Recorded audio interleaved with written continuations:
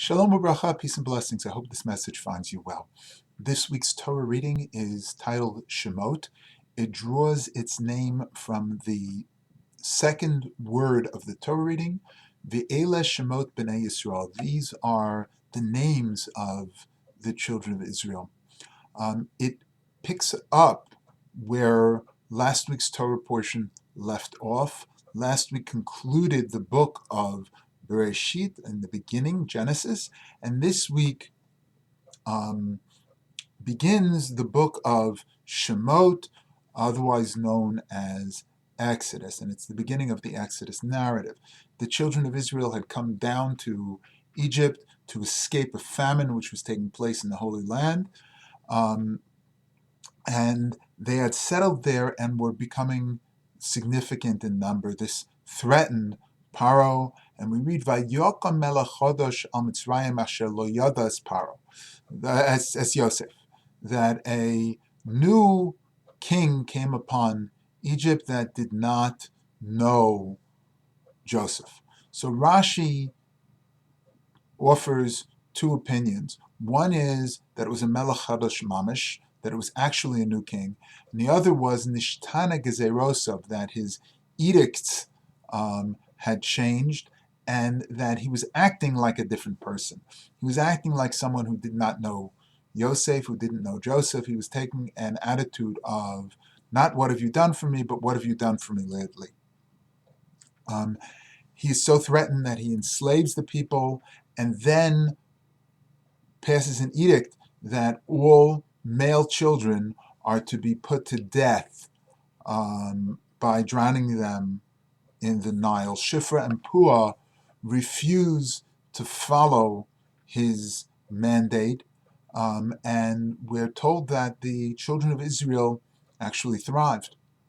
A child is born to Yocheved and Amram.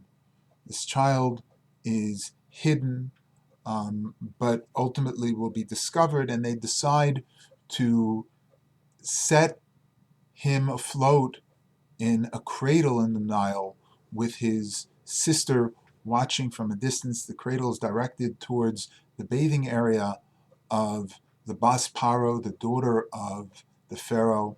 She adopts the child, and Moshe is raised as a prince of Israel.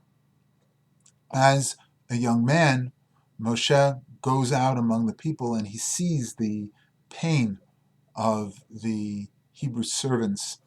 He's witness to a taskmaster attacking a slave, and he steps in to protect that slave and kills the taskmaster defending the slave. He goes back to the palace, and the next day ventures out among the people, and he sees two people fighting, and he tries to make peace between them. They say to him, "Are you going to kill us like you killed the Egyptian?" Moshe knows that the issue is known and takes flight. He realizes that he is now going to be a fugitive from Egyptian justice, which ironically is his stepfather. And he leaves.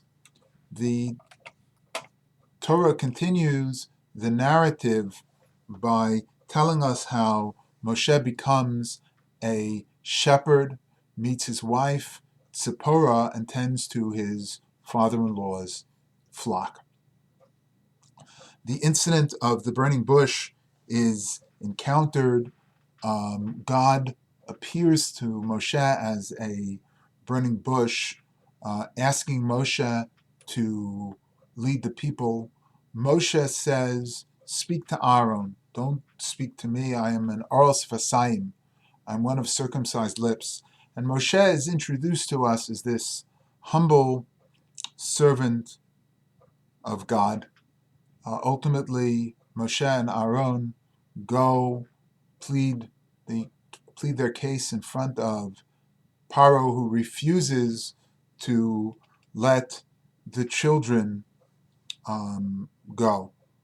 The Parsha closes, the Torah reading closes with the children of Israel accepting Moshe's leadership and Paro refusing to let them go. I want to focus for a moment on the narrative that surrounds the firstborn. We read in this week's Parsha, and just hold on 1 second, I'll open it up. Okay, so we read in this week's Parsha, Vayikra Melech Mitzrayim the Miyaldos, and the king of Egypt called to the midwives, Vayomer Lahen, and said to them, Madua asisen hadavar hazeh. Why have you done this thing? So what did they do? V'techion es hayeladim, that you allowed the boys to live. The Pharaoh had an edict that they should kill all the young men.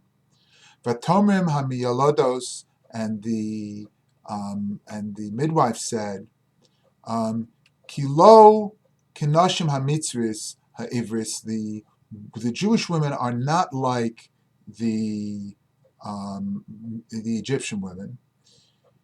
Ki chayos hena b'terem tavu aleim hamiyaledes v'yoladu. That when they're skilled, and when the midwife comes upon them, they've already given birth. Vayetev Elohim lemiyalodos, and God rewarded the midwives. Vayirav ha'am ve'atzmu ma'od, and the people multiplied and they became very strong. So Rashi asks a question and doesn't offer any answer. Vayitav Elohim lemiyalodos, and God was rewarded the midwives. Mahu atova. What was their benefit? What did God reward them with? Now, I think that the answer is actually found in the verse itself. Vayitav Elohim lemiyalodos, and God rewarded the midwives. Vayerav ha'am ve'atzmu ma'od, and the people multiplied and they became very strong. Let me explain why I believe that second part of the verse is actually their reward. After I had left Shar Yoshuv Rabbinical College and went on to study for smicha, to study for ordination, my Zeta of blessed memory asked me if I've been in touch with my Rebbe, if I've been in touch with my teacher. And I said, no, I haven't been in touch with him recently. And he said, you should be in touch with him on a regular basis. He said, first of all, it's good for you, but second of all, you should let him Shemot Nachas. So the term Shemot Nachas is a term that does not have a good translation. It's one of those Yiddish words that you cannot exactly translate. So Nachas is pride in someone else's accomplishments that affirms who you are and affirms your accomplishments. My Zeta was telling me, connect with your Rebbe, it'll be good for you, he's a positive influence on you. But it'll also allow him to receive pride in your accomplishments, because everything that you accomplish is a credit to him. When the pasuk tells us, Vayetav Elohim lamiyalodos, and God rewarded the midwives, when someone chooses a profession, such as being a midwife, or being a Rebbe for that matter, or being a doctor, or any of the helping professions, The greatest reward that one receives is not the car that they drive. It's not the financial benefit of being successful. It's when they see the people that they're blessed to be able to help flourish. And this is the nature of such professions. That someone engages in this profession in order to be able to help people, and their reward is to see people flourish. The answer to Rashi's question, what was their benefit? Their benefit was that the people flourished. There's a tremendous reward in being able to help people. It's called Kiyam HaNefesh, fulfillment of the soul.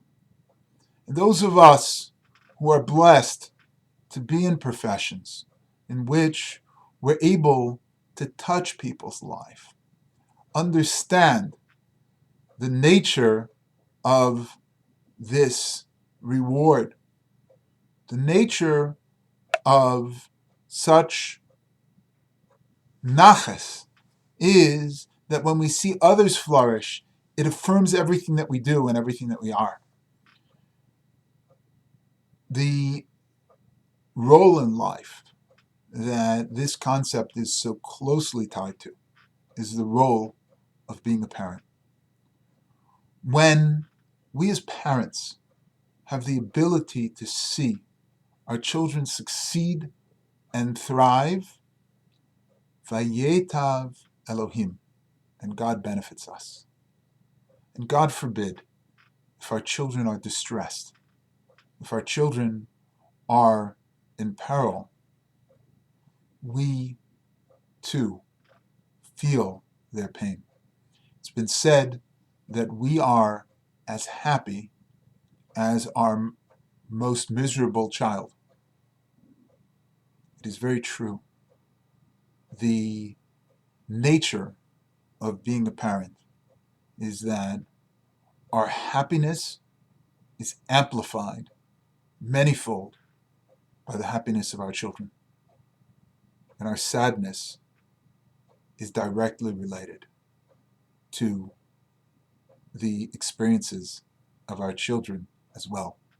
May we be blessed to have true nachas, to have true pride, affirming pride in our children and everyone we touch. Shabbat Shalom.